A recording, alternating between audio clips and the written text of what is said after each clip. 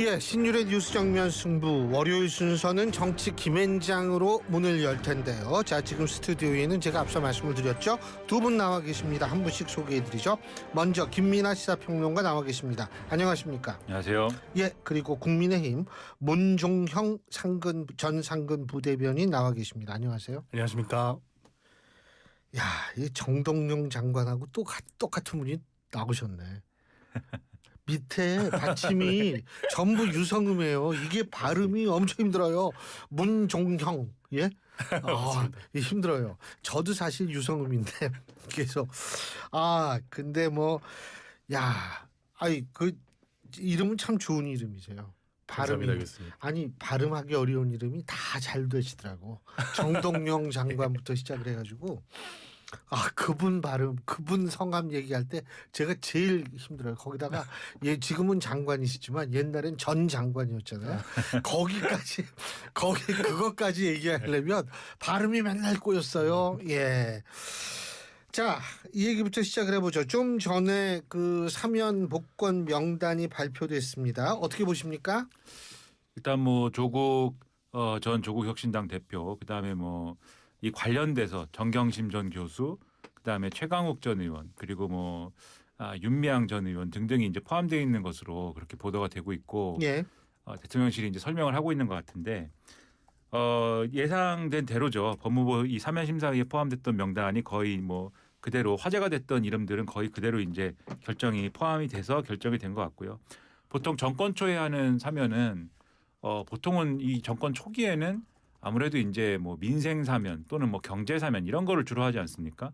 그렇게 해 왔는데 이번에는 정치인 사면을 했다는 점에서 대단히 이례적이다 이렇게 생각이 되고요. 정치인 사면도 그렇지만 대개 특별 사면을 대통령이 할 때는 이게 이 여타의 다른 사실은 고려가 없는 거거든요. 대통령이 그냥 대통령의 권한으로 사실상 결정을 하는 것이기 때문에 언제나 이 논란이 있기 마련입니다. 그래서 언제나 명분은 그래서 뭔가 국민 통합에 기여한다든지 국민 여론에 어떤 그러한 긍정적인 영향을 줄 것이다라든지 이런 명분을 이제 얘기를 하는데 실제로 정치인 사면이 그런데 기여한 적이 거의 없습니다. 제가 기억하기로. 이번에도 마찬가지로 이런 부분에서는 지금도 이제 대통령실은 국민 통합 요구에 부응하는 그러한 이제 결정이라고 하고 있지만 이런 부분에서는 국민 통합 요구에 부응하는 것이 아니라 오히려 이 결정으로 인해서 더 많은 논란이 불거지고 또 더 많은 어떤 이 그동안에 우리가 얘기하지 않던 것들을 좀 묻어놨던 것들을 다시 꺼내서 얘기해야 되는 그런 상황이 된 것으로 이제 생각이 돼서 여러모로 좀 아쉬운 부분이 있다라고 생각을 합니다. 어떻게 보세요? 그러니까 조금 이해할 수 없는 것이 방금 평론가님 말씀하신 것처럼 일반적으로 그 정권의 1호 사면이라는 것은 어떻게 보면 국민들의 눈치를 조금 의식하면서 너무 지나치게 정파적이지 않은 인원들을 이렇게 구성하는 것이 맞는데 지금 주요 사면자 대상 중에 저희가 알만한 경제인은 그 SK네트워크의 최신원 회장 말고는 대부분 다 아주 정파성이 짙은 인물들이거든요. 조국 대표는 말할 것도 없고 윤미향 의원 같은 경우는 지금 실제 형을 살고 있지도 않은데 왜 이렇게 굳이 사면 복권을 해야 되냐. 그래서 제가 봤을 때는 법무부 사면심의위원회 명단이 밝혀졌을 때 사람들이 잊고 있었던 그 조국 전 대표나 그 윤미향 전 의원의 범죄들을 다시 이제 떠오르면서 불과 3, 4일 만에 국민들의 여론이 굉장히 나빠졌다. 저는 이 상황 속에서 민주당과 이재명 정부가 빨리 속전속결로 이번 사면을 해치우고 국민들의 이런 그 불편한 여론을 좀 잠식시키려 하는 것 같고 사실 그 민족해방의 날이 그 광복절인데 이 광복절을 맞아서 민족해방과 전혀 상관없는 이런 인물들이 우리 대한민국의 그 사면 명단으로 오르락 내리락 하는 것이 국민들 정서와는 굉장히 그 거리가 있다 이렇게 봅니다. 거기에는 국민의힘 전 의원들도 포함이 되는 지금 말씀하시는 거예요. 맞습니다. 다 마찬가지다 이 말씀이시죠. 네. 제가 좀 여쭤볼게. 또 이 얘기하지. 8월 4일부터 8월 8일까지요. 에너지경제신문의 의뢰로 리얼미터가 ARS 방식의 여론조사를 실시했고요. 대통령 국정수행평가는 2,506명 그리고 정당 지지도는 8월 7일부터 8월 8일까지 역시 ARS 방식의 여론조사를 했고요. 정당 지지도 같은 경우엔 전국 18세 이상 남녀 1,006명을 대상으로 한 여론조사입니다. 자세한 내용은 중앙선거 여론조사심의위원회 홈페이지를 참조하시면 되시는 여론조사인데 이거를 보니까 말이에요. 이재명 대통령의 지지율이 뚝 떨어졌어요. 예? 왜 그러냐면 대통령 지지율은 지금 2,506명을 대상으로 해서 오차 범위가 요게 2% 플러스 마이너스 2%포인트밖에 안 되거든요. 근데 6.7%포인트가 뚝 떨어진 거예요. 그러니까 오차 범위를 훨씬 벗어난 거죠. 오늘 이 사면 발표가 이런 대통령 지지율 추락의 영향을 또 앞으로 이거는 포함이 안 됐으니까 앞으로 미칠 거라고 보세요. 어떻게 보세요? 저는 뭐 일부 미칠 거라고 보는데 근데 이게 지금 포함이 안 됐다라고 말씀하셨지만 100% 포함이 안 됐다라고 보기는 조금 어렵고 왜냐하면 지난주부터 어쨌든 계속 나오던 얘기 아닙니까? 그리고 법무부 사면심사위에 명단이 들어갔다는 거는 거의 국무회의에서도 그동안에 이제 흐름을 보면은 거의 그대로 결정돼 왔다. 그리고 언론 보도도 이거는 거의 확정적인 것 같다. 조국 전 대표 등에 대한 사면은 그렇게 이제 보도를 했기 때문에 어느 정도 일부 이제 반영된 부분이 있다고 생각합니다. 그런데 충분히 반영된 건 아니고 그래서 추가적인 하락도 있을 수가 있다. 저는 그렇게 생각을 하고 요 이제 사면 관련뿐만이 아니고 그 이전에 이제 경제와 관련된 우려들이 좀 반영이 일부 또 됐다라고 보는데 그게 예를 들면은 뭐 이 주식 양도세 이 부과 대상과 관련돼 가지고 대주주 기준이 이제 어디냐라고 하는 거에 대한 논란이 좀 있었지 않습니까? 그것 때문에 이제 일부 주식 투자자들의 우려나 이런 것들이 있었는데 뭐 그런 부분도 일부 반영이 됐고 근데 그거는 이제 좀 늦게 반영된 측면이 있는 거죠. 왜냐하면 여당에서 좀 대안을 마련하겠다 이렇게 얘기한 바 있었는데 그게 좀 늦어지고 있다 보니까 늦게 반영된 바 있고 이런데 잘 보시면 이 사면권도 그렇고 그냥 경제 관련 건도 그렇고 잘 생각을 해보면 이게 여야로 쫙 나눠져 가지고 여당 입장은 이런 거고 또 여당 지지층도 그에 관련한 입장이 같이 가는 거고 야당 입장은 이런 건데 야당 지지층도 거기에 따라서 단결한다. 이런 구도가 아니에요. 이거는 여당 지지층이 여당 지지층 내에서 의견이 갈릴 수 있고 여당 지지층이 충돌할 수 있는 이슈입니다. 그러니까 이 사면 관련해서도 이재명 대통령에게 사실이 정치인 사면 이번에 하는 거는 특히 조국 전 대표 관련해서는 정치 공학적으로만 보면 뭐 다른 부분은 이제 뭐 대통령실이 지금 설명을 하고 있으니까는 뭐 추가로 생각을 해봐야 되겠지만 정치 공학적으로 보면 이재명 대통령한테 좋을 게 없는 거거든요. 사실 이 정권에 유리한 부분이 없는 사면입니다.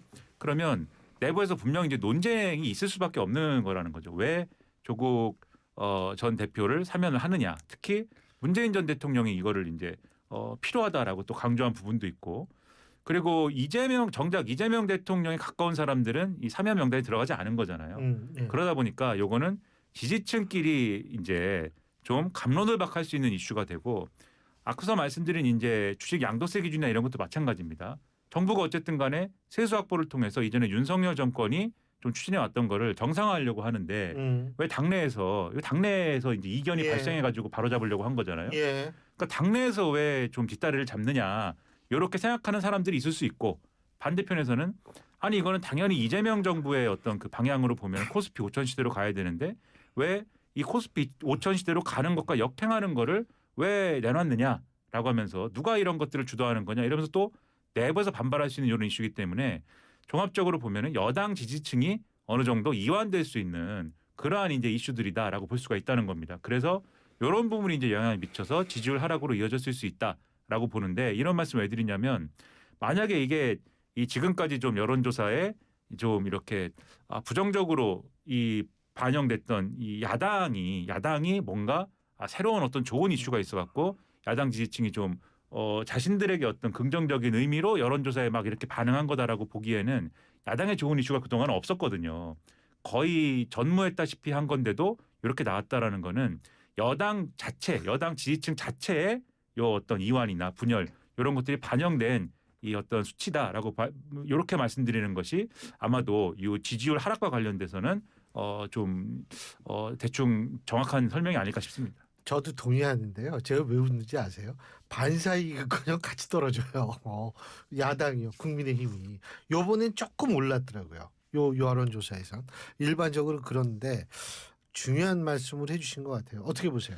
저는 제가 봤을 때는 이번에 그 정권의 지지율이 좀 하락한 이유는 좀 총체적이라고 봅니다. 예를 들면 뭐 주식 양도세 부분도 있고요.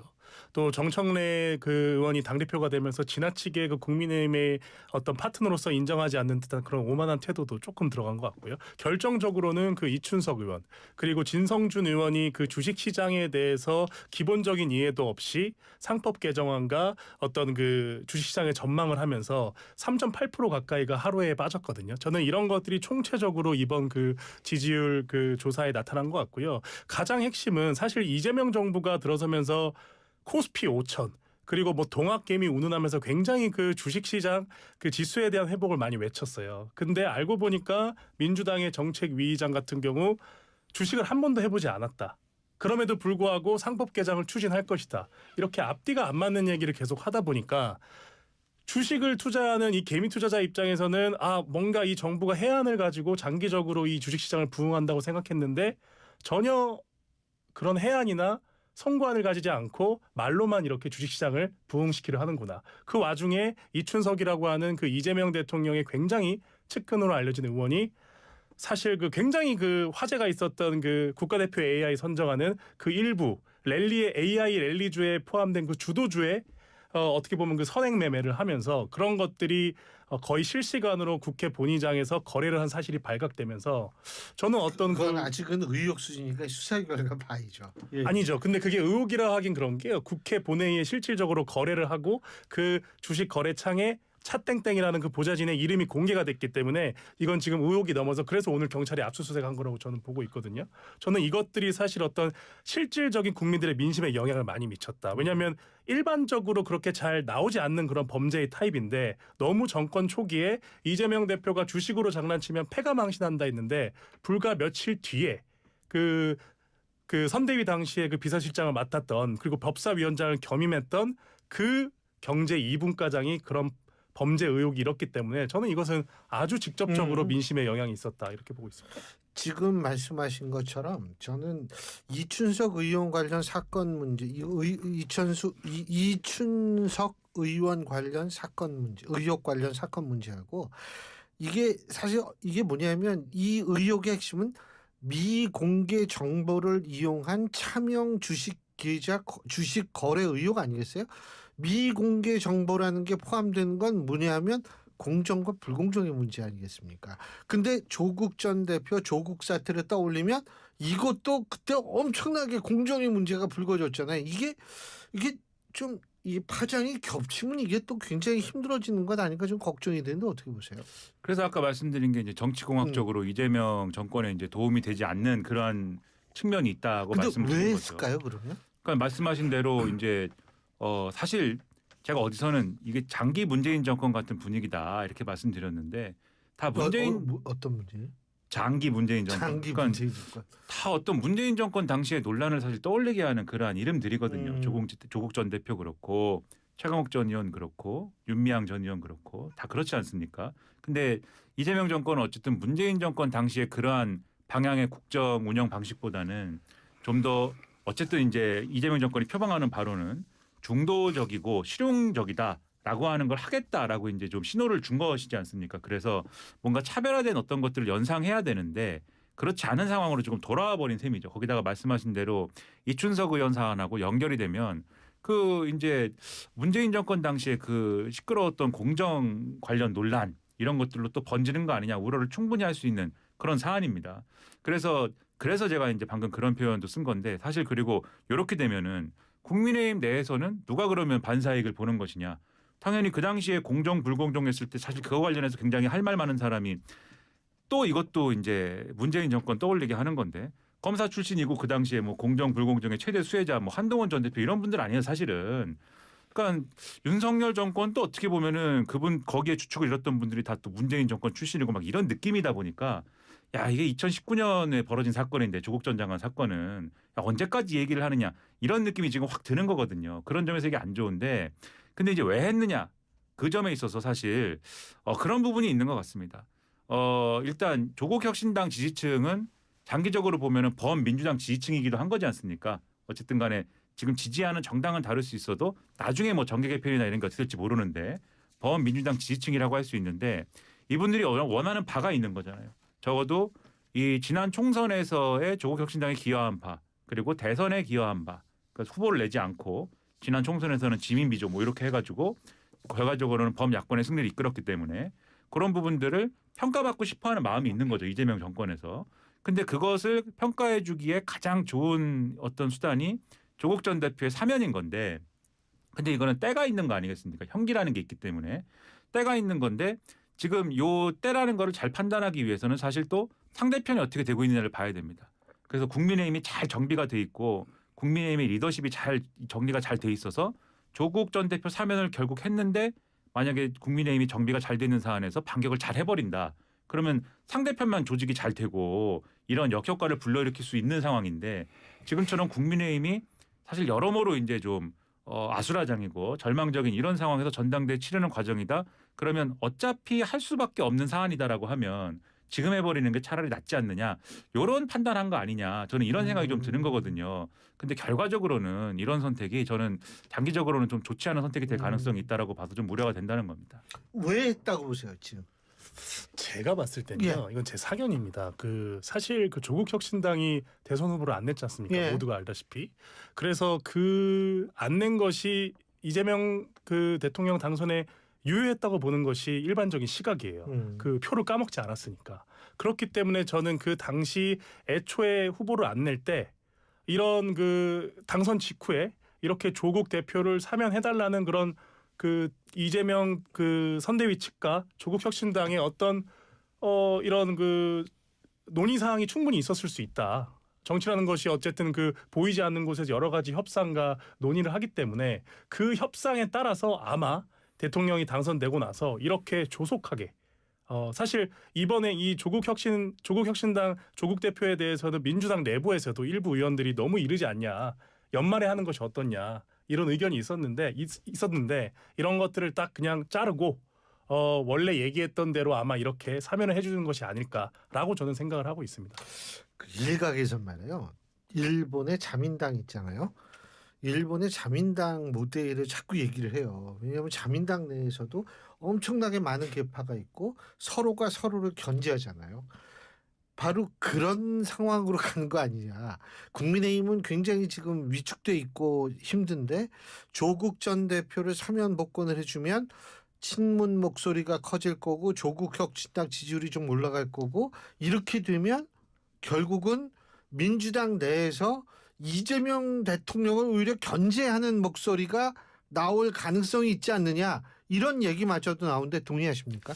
그러니까 말씀하신 자민당 모델이라는 게 뭐 정치학자시니까 훨씬 더 잘 아시겠지만 이런 거 아니겠습니까? 자민당 내 오랫동안 사실 우리는 일본 정치 별 관심 없으니까 잘 모르지만 오랫동안 파벌 갈등이라는 게 있는데 그 전쟁에 비유할 정도로 굉장히 격렬했거든요, 과거에. 그래서 거의 이제 우리나라의 여야 관계에 비유할 정도의 전쟁이 있었습니다. 그래서 그 내에서 이제 파벌 간의 어떤 지도 체제 변경이라는 게 거의 이제 정권 교체에 준할 정도의 어떤 그런 정책의 전환이라든가 그런 리더십의 변화를 이제 일으키게 만들었는데 그런데 그렇게 변화가 일어나고 뭐 하는데도 결국 정권은 자민당 정권이거든요. 그게 변하지 않는 거거든요. 예. 그 소위 말하는 1.5당 체제가 계속 90년대 이제 중반까지 이어진 거 아니겠습니까?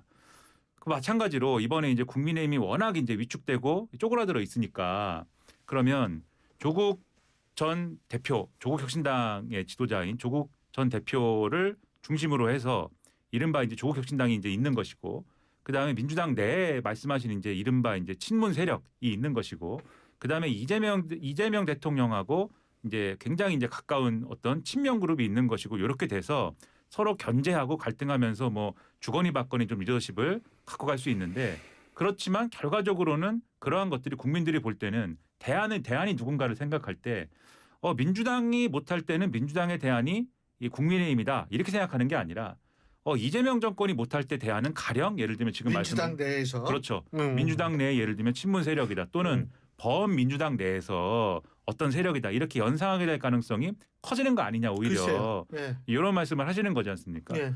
근데 이제 이렇게 이제 가기 위해서는 앞서 쭉 말씀드린 이게 문재인 정권과는 뭔가 다르다라는 것에 대한 어떤 인상은 좀 있어야 되거든요. 이 처리 방식이나 이런 것들이 그래야 이제 요 반격의 기회나 이런 것들을 이제 보수 정치에 주지 않으면서 말씀하신 그러한 이제 체제를 만들 수 있는 건데 지금 일단은 이런 상황을 만들어 온 요 오늘까지의 상황은 이게 뭐 문재인 정권 때 그 논쟁 구도를 연상시킵니다. 그러면 그 구도 속에서는 사실 한편에 지금의 이제 민주당과 조국 전 대표가 다 한 바구니에 있는 거고 다른 한편에 지금은 좀 비어 있는 듯이 보이지만 보수 정치가 있는 그 구도 속에 있는 거거든요. 현재까지는. 그래서 지금 뭐 일단 사면은 결정을 했습니다만 앞으로는 이 구도를 만약에 그런 이제 전제가 있다면 그러한 정치적인 어떤 구상이 있다면 이런 구도를 어떻게 벗어날 것이냐에 대한 이 고민이 선행돼야 된다 이렇게 생각이 됩니다. 어떻게 돼? 뭐 하여간 국민의힘이 잘해야 되는데 그 얘기 2부에서 하고 일단 어떻게 보세요? 저는 이게 일종의 시그널을 줬다고 생각하는 것이요. 사실 그 누가 뭐라 해도 조국 전 대표는 그 문재인 정권의 어떤 상징적인 황태자, 뭐 상징적인 인물이었고, 그리고 모두가 다 아시다시피 이번 대선 말고 저번 대선 보면 사실 이재명 당시 그 대선 후보는 굉장히 또 조국에 대해서는 비판적인 얘기도 많이 하고 그러셨어요. 근데 사실은 친문과 친명이 사이가 좋을 수가 없죠. 그렇죠. 예. 네. 그리고 사실 관계라는 게 뭐 아무리 좋게 표현해도 되게 미묘한 관계였는데 심지어 이번 대선 때까지만 하더라도 저는 근데 이재명 대표가 이재명 대통령이 죄송합니다. 이재명 대통령이 이제 내가 대통령이 되었으니 한번 오랫동안 수년간 이 갈라졌던 친명 또 친문 또 여러 가지 계파를 그래도 한번 봉합해봐야겠다. 저는 그 시그널로 조기에 이 조국 대표를 사면한 것으로 보고 결정적으로 문재인 전 대통령이 이렇게 자맹을 하다가 이제 우상호 정무수석을 통해서 이제 그 조국 대표의 사면을 건의한 점이 어떻게 보면은 이재명 대통령이 아무리 대통령이 됐지만 전 대통령의 그런 그 요청을 저는 무시할 수 없었을 것이다. 저는 이런 것들이 좀 복합적으로 작용을 한 것 같고 오히려 조금 좀 뭐랄까 대승적으로 또 우리나라의 미래를 봤을 때는 이 여권에서 사실 너무 그 친명계 일색으로 가는 것이 아니라 예전처럼 뭐 친문, 친명 또 이때까지 조금 조용했었던 여러 가지 계파가 뭐 이게 정청래 대표가 이재명 대표가 박찬대 대표를 점 찍었음에도 불구하고 당선이 된 것처럼 이런 최소한의 역동성을 가져가는 것이 저는 오히려 국정 운영에도 좀 좋을 수 있다고 생각합니다. 예, 자 신율의 뉴스 정면 승부 1부 순서는 여기서 줄이고요. 잠시 뒤 2부에서 정치 김앤장 계속 이어가겠습니다.